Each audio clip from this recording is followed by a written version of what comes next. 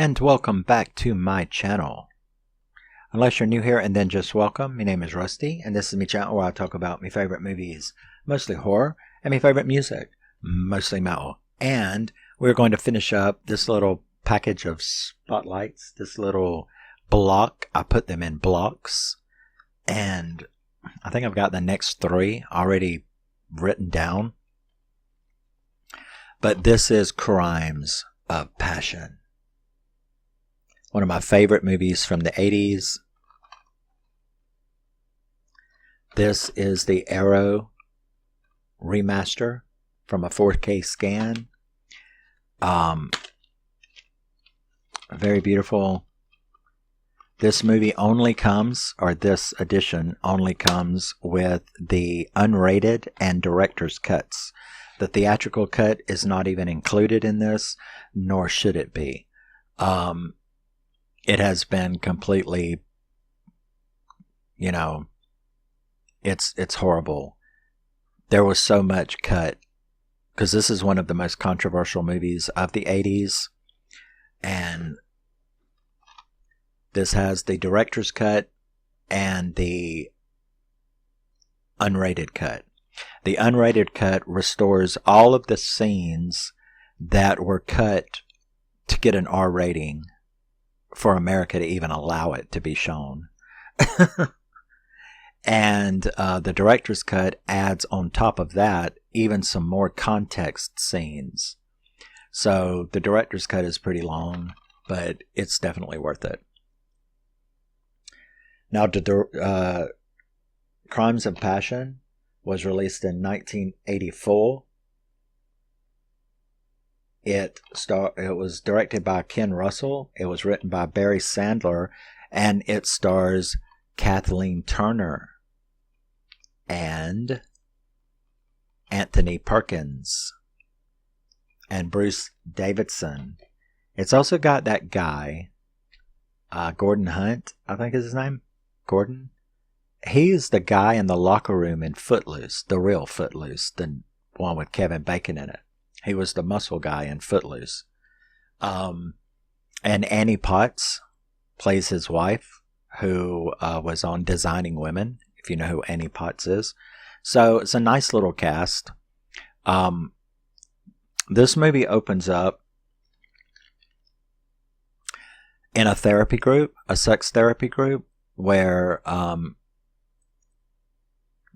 Bobby has been brought along by his friend, played by Bruce Davison, has brought him along, and he's like, well, I don't have any problems, I'm just was brought along by this guy. Of course, after a little bit of talking, it comes out, because nobody believes that shit, and it comes out, he is married to Annie Potts, Amy. They have a great deal of sexual problems in that she is very frigid. She doesn't care about sex and all, and he's a normal guy, and so they've been together for 12, 13 years since high school, and they've got 2 kids, but he is very not happy, and she's not happy. All she cares about is money in their situation. He is a very happy guy, though. He is personality-wise. He's very romantic. He's very happy. She's very cold and frigid. And so, yes, there is a very big problem in their marriage. And so he admits that. And then he gets up and storms out because, it got uncovered. You just bitch it. You just say a couple of smart-ass things to somebody when they act like there's nothing wrong, and the real shit will come out, and that's what happened. We are then introduced to a streetwalker, a prostitute named China Blue, played by Kathleen Turner. So China Blue is just a phenomenal character. The way she talks, the way she acts, we see her engaging in some very, very controversial stuff. Like I said, this movie is one of the most controversial of the 80s. It's not R. It's not hard R. It borders on NC-17 tickling the balls of X. That's what this movie is. It's very, very Yeah. So, she's engaging in some very, very in your face behavior. And then we are introduced, so we have all these various scenes. Um, one thing the one thing that is really weird is that you notice when she gets paid by her tricks, she will throw the money away. You know, like she's sitting there in this character and the guy leaves, you know, it's like, can I keep your panties? And she's like, for $10, you know, and he gives her the $10 and he walks out the door and she takes her gum and she puts it in the money and she wads it up and throws it in the garbage can. And you're like, what's up with that? What's going on? You know? Well, then we are introduced to Father Shane. That is Tony Perkins' character. And as we know, there's nobody can play a psycho like Tony Perkins, and this motherfucker is a psycho. And he's a preacher that walks around with a black doctor's medical bag, you know, the old style, the rounded top, you know, and all that. And he hangs out in peep shows snorting not roofies, what do they call them? Poppers. You know, he's sitting there, you know, while he's watching naked peep show stuff, and then like he'll run out onto the street and throw his soapbox down and jump up on it and start preaching from the Bible about hell and damnation and the horrors of it. Way out there. Right. Well, he sees China Blue and you can tell that he is immediately, that's the one. That is the obsession right there is China Blue.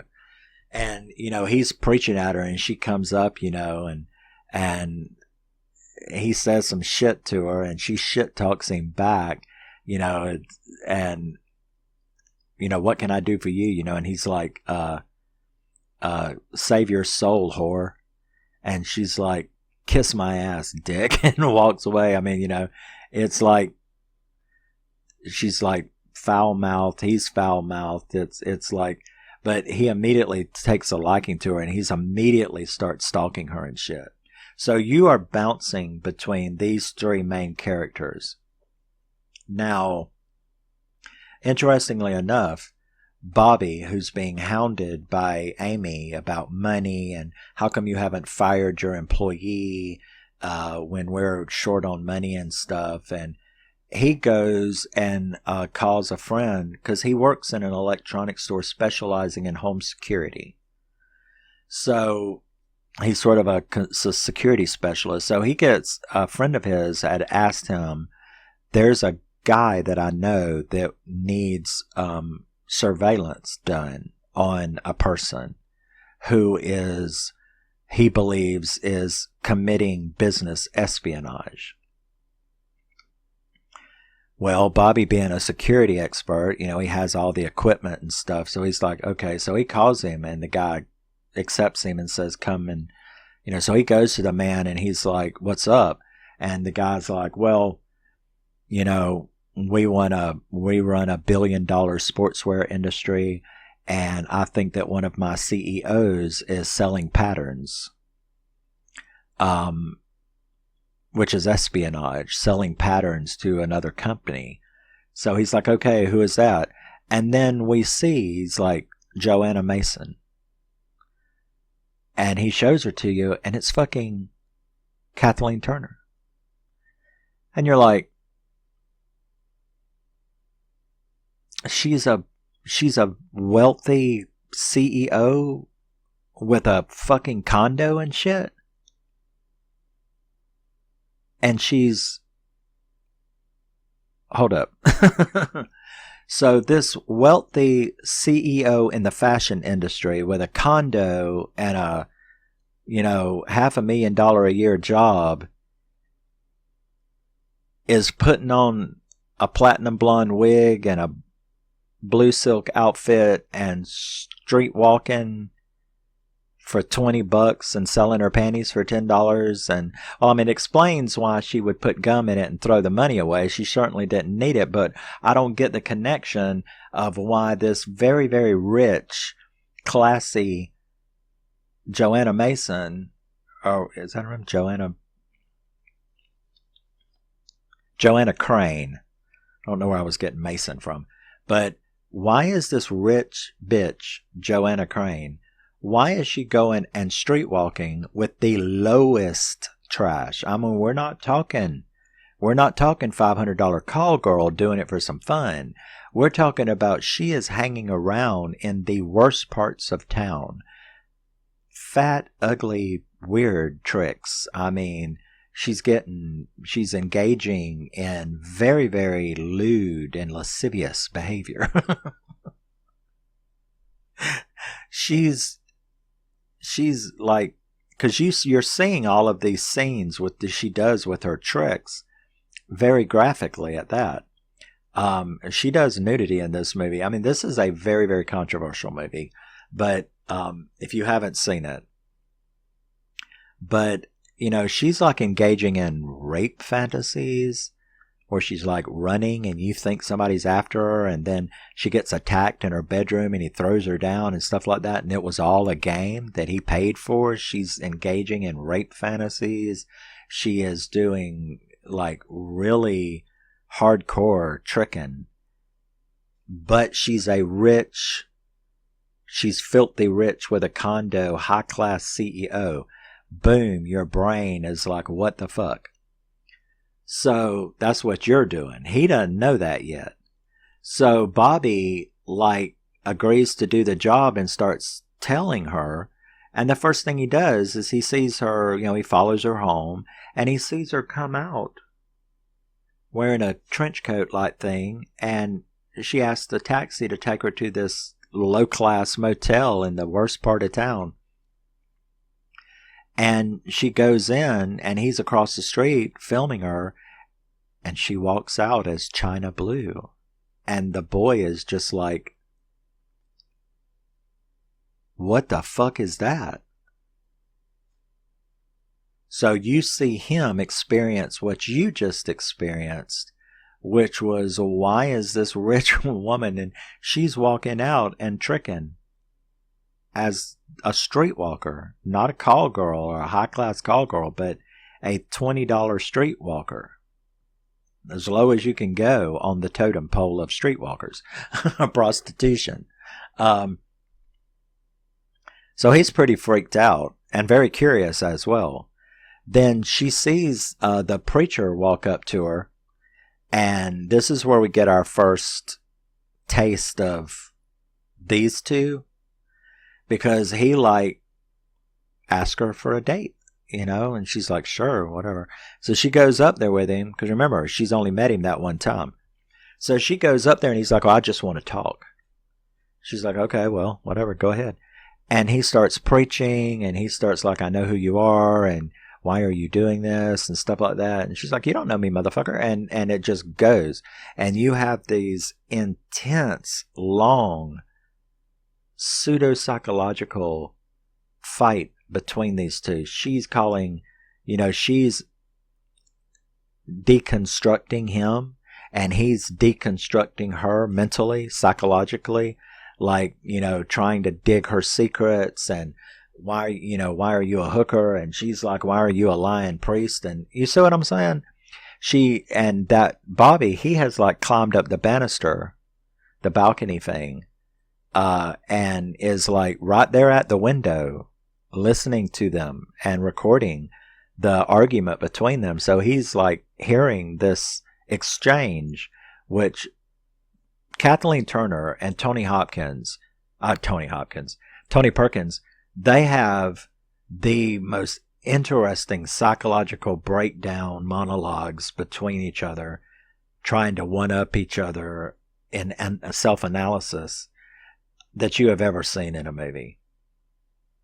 So he's seeing that, and now he's even more fascinated, and she like even gets a hold of his bag, that doctor's bag that he carries, and he's like, let me see what's in it. No, no, no. I can't show you. It's the devil's playthings and stuff like that. And he starts pulling out all of these pretty kitty and sex toy and self-suck machine and, and all that. And she's just like,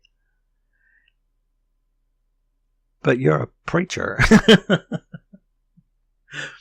And you're walking around with a bag full of sex toys.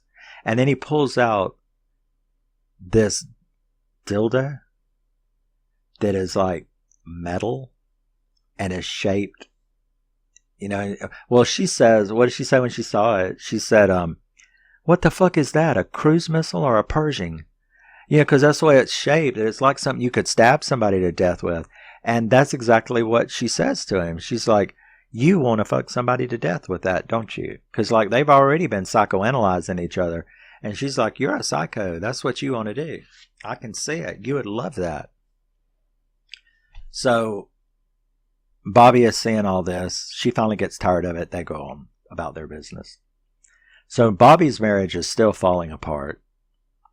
And he actually comes to her aid. And that's how he's like, I don't know. He knocks on the door when he comes back around. Yeah, he comes on to her aid later after they met. But that very night, he goes around and he comes up and he comes and knocks on her door and asks if she's free. And she's like, no, I'm not free. But, get what you pay for. And he walks in and starts talking, and they really have a magical time, and also a very, very nearly X-rated sex scene as well. But he instantly falls for her, I think, and she instantly falls for him. And you obviously know she's got some heavy mental problems, so she's not exactly happy about falling for him. So that's when things start to heat up. You get more and more of these. She's beginning to fall apart because the lewd and lascivious tricks that she is getting involved in keep getting worse and worse as this movie goes on. I mean, you start out seeing sex scenes and then you're into the next scenario and the next situation. And believe me, each one gets more and more lewd as it goes until you're just like, my God. Meanwhile, him and her hook up and I can't see you no more. Okay, fine, whatever. And he goes on, his marriage is completely falling apart. He ends up coming back to her. And of course, there's another big scene with Shane and her having a breakdown, and she actually like runs out of the room, and he like attacks her on the street, and Bobby jumps out of his truck and runs over there and hits him, or he doesn't get a chance to hit him because that preacher has got a mean wallop with that bag of toys and knocks his ass nearly out on the street. And she's like, why are you still here? And he's like, I don't know, I just couldn't leave. So he's like really falling hard for her. And remember, he knows her secret. She don't know that he knows. He knows who she really is. So as his marriage continues to fall apart, he ends up like going and knocking on her door for real, like at the condo. She is freaked out when she opens that door and it's him. And he's like, I'm not causing any trouble. I'm not telling anybody. He declares his love for her, basically. And that's when you see this priest has gone completely psycho. He's always fantasizing. You see his fantasies. And he's always watching these peep shows and he's fantasizing about stabbing and killing the sex workers with his Pershing missile and knives and stuff. So meanwhile, he's also drilled a hole, flashback to the original Psycho. He's rented the room next door to hers in that motel, and he's like drilled a hole in it, and he's watching her with all of her tricks. And so he is like getting completely worse. Meanwhile, she's falling apart because her tricks are getting more and more. I think that those monologues she has with the preacher, I think that his psychosis and her psychological problems are being exposed by these conversations, and she's kind of losing grip on why she's doing this. Because I believe the reason that she's doing this is because she wants to be degraded. She wants to be that way because she feels that's what she deserves for some reason. Which is why when Bobby keeps, proposing that they try it as a couple, because, he admits that his marriage is over, he files for divorce, she tries to get him back, he says, no, I'm not coming back. And I think that's what it was she is so scared to attempt to live a normal life and trust that is over. Meanwhile, you've got this absolutely psychotic preacher from Tony Perkins who keeps showing up and scaring the fuck out of her. And it's gotten worse and worse and worse until we get to the climax. And that's when he actually breaks into her house, beats the ever-loving shit out of her, tortures, and stuff like that, all while still doing his monologue, then tries to get her to kill him. Because one of us has got to go. Because I'm going to save your soul. So by killing me, you'll free yourself. Well, she almost does it, but then he grabs it because he's a psycho. He grabs it and it's like too late. And he continues, and now he's going to kill her. And Bobby ends up like showing back up because she didn't think he was going to show back up. He showed back up, and he kicks the door in, and you see what you think is China Blue sitting there, in the China Blue outfit. And he walks up to it and is like, where's he at? Where's he at? And then all of a sudden, China Blue lifts her head, and it's Tony Perkins. Same psycho trick, right? He has made her put on his clothes, and he has put on China Blue's clothes. And he starts to kill that guy. He starts to kill Bobby, and Kathleen Turner, Joanna, stabs him with that dildo and kills him. And then they decide to try it as a couple. And the movie ends with him at the sex therapy group talking about how, I don't know if we'll make it, but I realized what my problems were, and you have to stand up and do something about it. So that's the way the movie ends, is obviously they're together. But yeah, there's a reason why this is one of the most controversial movies of the 80s, was this movie. As to why this is the first time, you can get it the way it's supposed to be. I think there was a DVD floating around for years that had the unrated cut on it. Not the director's cut, but the unrated cut that put those scenes back. But it was still very hard to find. So when Arrow did it, that's the first time that you could get a full remaster of the unrated and director's cut, and I'm very, very glad. It's one of my favorite movies of the 80s. And it didn't sound like it was a lot of scary, but it was. And as far as the controversial stuff went, wow, there is a lot. I've seen a lot of movies, and I will tell you that what's called, what's known as in collectors' circles, what's known as the cop scene in this movie, and that's where this very, very abusive cop sees her, and I guess he's sort of a regular of hers. And this happens towards the end of the movie when she's almost like half fallen apart already.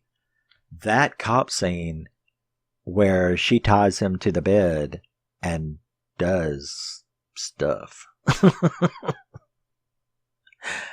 What she does with his baton is, yeah, interesting. He didn't seem to bother him, though. Seemed to enjoy it in a painful way. But that is probably one of the most violent scenes, violent erotic scenes, violent sex scenes that I have ever seen in any movie is the cop scene in Crimes of Passion. It is the music, the shots,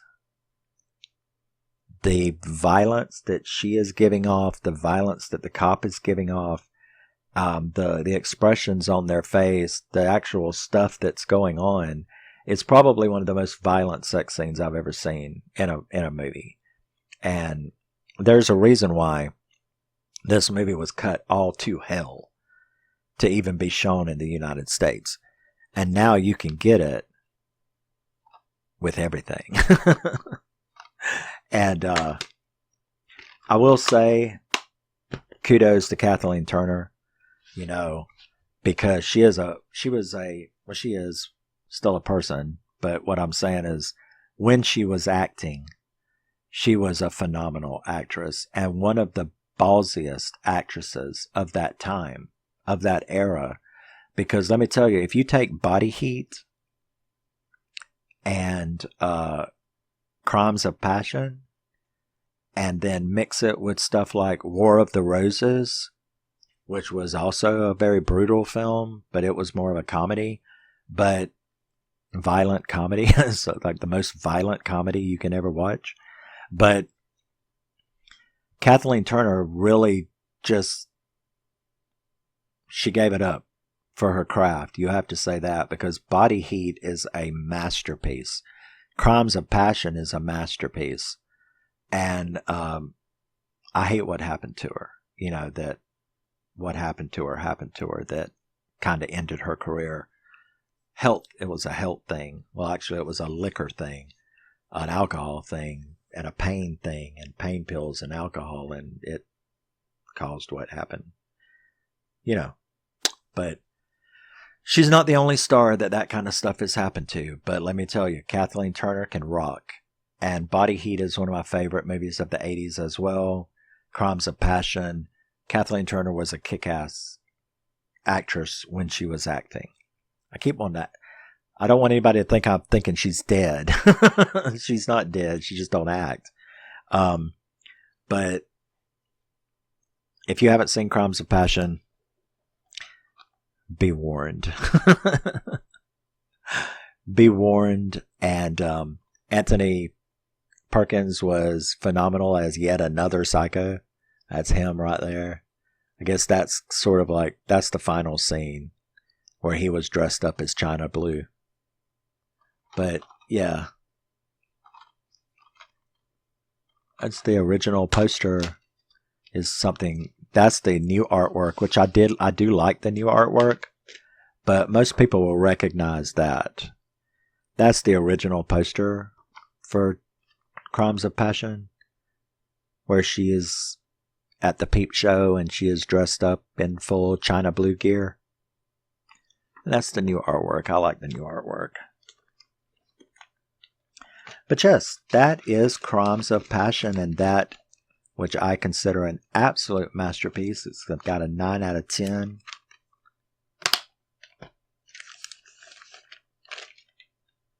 Yeah. And it does, in my opinion, I know a lot of these were like low key horror, not, but not all horror has to be blood and guts. Raggedy Man is not, it's got blood and brutality in it, but not like a slasher. But then again, not all horror is slashers. So that was Crimes of Passion. Tony Perkins, once again, playing a flawless psycho who can talk shit at 90 miles an hour. And of course, Kathleen Turner being her usual ballsy self. And yes, I will see you in the next batch when we get to do that. And always remember, never forget, you're a very, very special person. And I hope sometimes you find something you've never heard of here and give it a chance. Always remember, you're a very special person, no matter what anybody says to you. And I am about horse from Talking Through 6 videos. Bye-bye.